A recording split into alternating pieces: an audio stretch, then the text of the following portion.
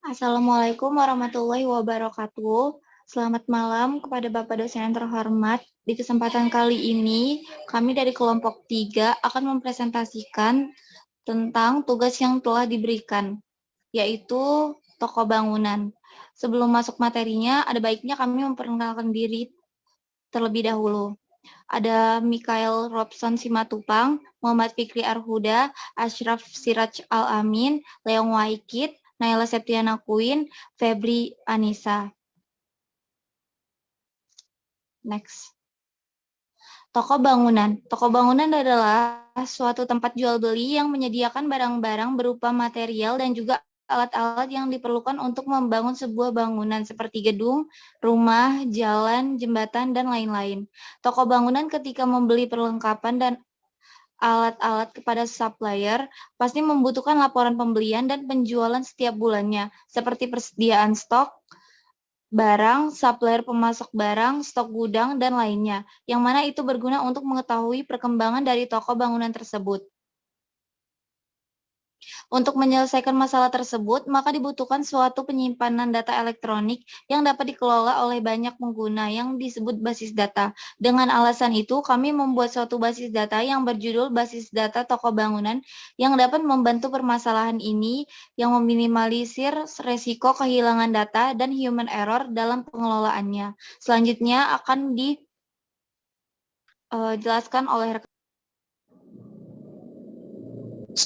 Selanjutnya adalah diagram IRD.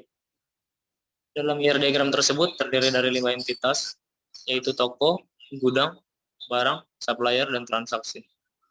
Untuk entitas toko memiliki 3 atribut, yaitu kode toko, nama toko, alamat toko. Primary key pada entitas toko adalah kode toko. Untuk gudang memiliki 5 atribut, yaitu kode gudang, nama gudang, alamat gudang, dan jenis barang, dan kode toko. Primary key pada entitas gudang adalah kode gudang. Foreign key dari tabel gudang adalah kode toko yang diambil dari tabel toko dengan atribut kode toko. Untuk entitas barang memiliki 7 atribut, yaitu kode barang, merek barang, jenis barang, harga barang, jumlah stok, tipe barang, dan satuan barang. Primary key pada entitas barang adalah kode barang. Foreign key dari tabel barang adalah jenis barang yang diambil dari tabel gudang dengan atribut jenis barang. Untuk entitas supplier memiliki 4 atribut, yaitu kode supplier, nama supplier, alamat, kontak. Primary key pada entitas supplier adalah kode supplier. Untuk transaksi memiliki 7 atribut, yaitu kode transaksi, kode supplier, kode barang, jumlah, harga, total bayar, dan tanggal transaksi. Primary key pada entitas transaksi adalah kode transaksi, sedangkan untuk foreign key dari tabel transaksi adalah kode supplier yang diambil dari tabel supplier dengan atribut kode supplier, kode barang yang diambil dari tabel barang dengan atribut kode barang. Untuk selanjutnya akan dijelaskan oleh rekan saya. Selanjutnya, kita membuat tabel yaitu ada dash C. Dash C ini yang artinya describe dalam database MariaDB atau MySQL yang digunakan untuk menampilkan deskripsi sebuah tabel dengan rinci. Dan mengetahui nama-nama kolom yang tabel tersebut yang berserta tipe-tipenya, yaitu ada tabel toko yang berisi bercabang kode nama toko, tipenya voucher 5, no, premi 0. Selanjutnya ada nama underscore toko voucher 50, not 0. Selanjutnya ada alamat underscore toko teks not 0. Selanjutnya kita bikin yang kedua adalah tabel gudang. Yang tabel gudang ini berisi beranggota ada kode underscore gudang voucher 5 not 0 primai. Selanjutnya ada nama underscore gudang voucher 50 not 0. Selanjutnya ada alamat underscore gudang teks not 0. Selanjutnya ada jenis underscore barang voucher 50 not 0. Ditambah dengan uni. Selanjutnya ada kode underscore toko voucher 5 not 0. Yang ketiga ada tabel barang yang beranggota kode underscore barang voucher 5 not 0 primary. Selanjutnya ada merk underscore barang voucher 50 not 0. Selanjutnya ada jenis underscore barang voucher 50 not 0. Selanjutnya ada harga underscore barang integer 11 not 0. Selanjutnya ada harga barang jumlah underscore stock integer 11 not null. Selanjutnya ada tipe underscore barang vachar 50 not null. Selanjutnya ada satuan underscore barang vachar 50 not null. Yang keempat ada tabel supplier yang beranggota kode underscore supplier vachar 50 not null primary. Selanjutnya ada nama underscore supplier vachar 50 not null. Selanjutnya alamat teks not null, kontak vachar 13 not null. Selanjutnya yang terakhir yaitu tabel transaksi yang beranggota kode underscore transaksi vachar 5 not null primary. Selanjutnya ada kode underscore supplier vachar 5 not null. Selanjutnya ada kode underscore barang vachar 5 not null. Selanjutnya ada jumlah integer 11. Selanjutnya ada harga integer 11. Selanjutnya ada total underscore bayar integer 11. Selanjutnya ada tanggal underscore transaksi dot not. Selanjutnya akan dijelaskan rekan saya. Selanjutnya adalah skema daftar gambar. Sintaknya berupa select bintang from nama table yang digunakan untuk menampilkan data dari tabel yang ada di database secara keseluruhan. Pertama, ada contohnya tabel toko. Masukkan select bintang from toko, maka akan menampilkan kode toko, nama toko, alamat toko. Kode toko berisi T001, nama toko terdiri dari Toko Jaya, alamat toko yaitu Sagulung. Yang kedua ada tabel gudang. Masukkan select bintang from gudang, maka akan menampilkan kode gudang, nama gudang, alamat gudang, jenis barang, kode toko. Kode gudang terdiri dari G1 sampai 7, nama gudang terdiri dari gudang A sampai G, alamat gudang terdiri dari alamat yang berbeda-beda, jenis barang terdiri dari paku, semen, perkakas, dan alat jenis lainnya. Kode toko terdiri dari T001.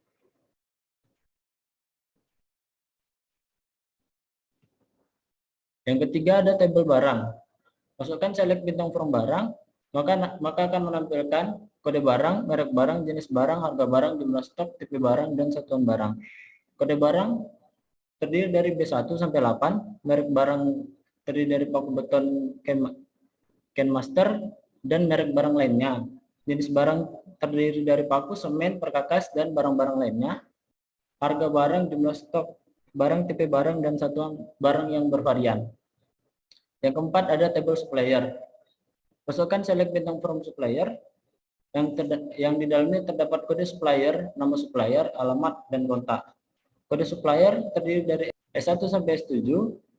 Nama supplier terdiri dari PT Sanusa dan PT lainnya, alamat, dan kolom kontak yang bervarian. Selanjutnya yaitu tabel transaksi. Masukkan select bintang from supplier yang di dalamnya ada kode supplier, nama supplier, alamat, dan kontak.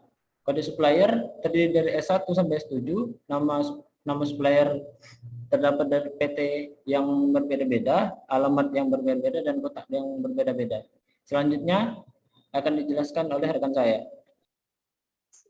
Skema daftar gambar. A. Buat satu SQL untuk insert isi tabel berdasarkan kriteria tertentu. Instruksi insert isi tabel berdasarkan kriteria tertentu. Implementasi menambahkan data ke tabel supplier. Bentuk SQL insert into supplier dalam kurung kode garis bawah supplier, nama garis bawah supplier, alamat, kontak. Value dalam kurung tanda kutip S008, tanda kutip PT Mitra 10, tanda kutip button center, tanda kutip 0812 3456782, titik koma. B.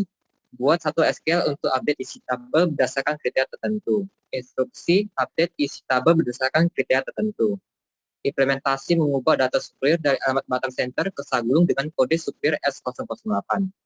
Bentuk SQL update supplier set alamat sama dengan tanda kutip Sagulung where kode garis bawah supplier sama dengan tanda kutip S008.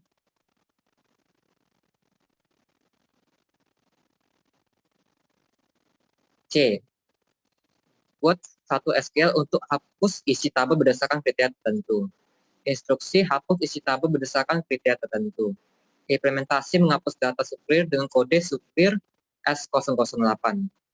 Bentuk SQL delete from supplier where kode garis bawah supplier sama dengan S008.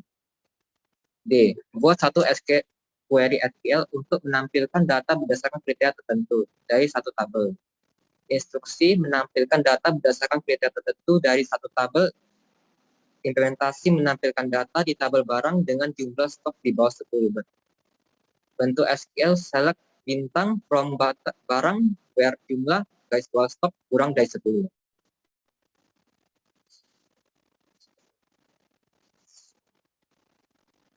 E. Buat satu query SQL untuk menampilkan data berdasarkan kriteria tertentu dari 2 atau 3 tabel. F. Buat 4 query SQL yang berisi agregat function dalam kurung sum, count, min, dan max. Instruksi menampilkan data agregat function dalam kurung sum, count, min, dan max. Lanjut. Selanjutnya ialah implementasi dari database toko bangunan ini. Yang pertama adalah menampilkan total jumlah barang yang ada di tabel barang. Bentuk SQL-nya yaitu select sum dalam kurung jumlah stok, AS jumlah barang, from barang. Yang kedua yaitu menampilkan total jumlah yang ada di dalam tabel barang. Bentuk SQL-nya select count dalam kurung bintang, AS total barang, from barang. Yang ketiga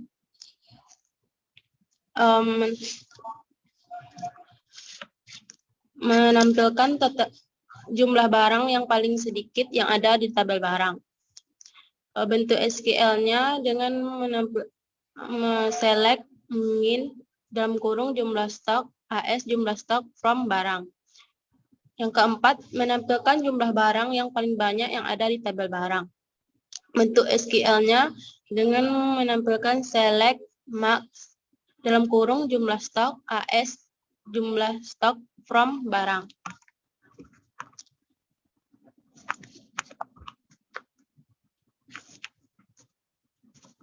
Inilah bentuk tampilan SQL dari implementasi.